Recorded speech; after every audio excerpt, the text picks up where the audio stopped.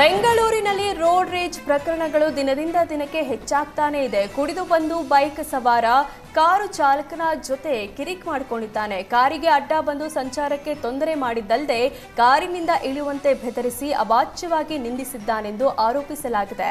ದ್ವಿಚಕ್ರ ಸವಾರನ ವಿರುದ್ಧ ಕಾರು ಚಾಲಕ ದೂರು ನೀಡಿದ್ದಾರೆ.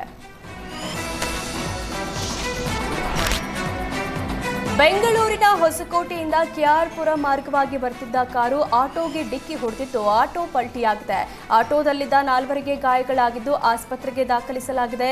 ಕಾರಿನಲ್ಲಿದ್ದ 3 ಸಣ್ಣ ಪುಟ್ಟ ಗಾಯಗಳಾಗಿದ್ದು ಕೆಆರ್ಪುರಂ ಸರ್ಕಾರಿ ಜಿಲ್ಲಾಸ್ಪತ್ರೆಯಲ್ಲಿ ಚಿಕಿತ್ಸೆ ಪಡೆದಿದ್ದಾರೆ.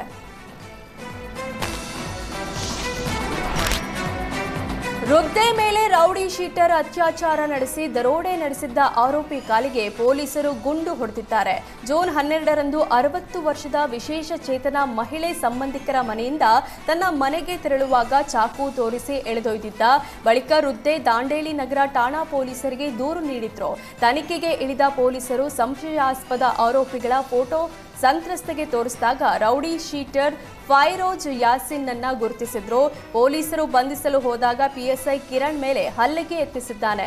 ಪೊಲೀಸರು ಆತ್ಮರಕ್ಷಣೆಗಾಗಿ ಆರೋಪಿ ಕಾಲಿಗೆ ಶೂಟ್ ಮಾಡಿದ್ದಾರೆ.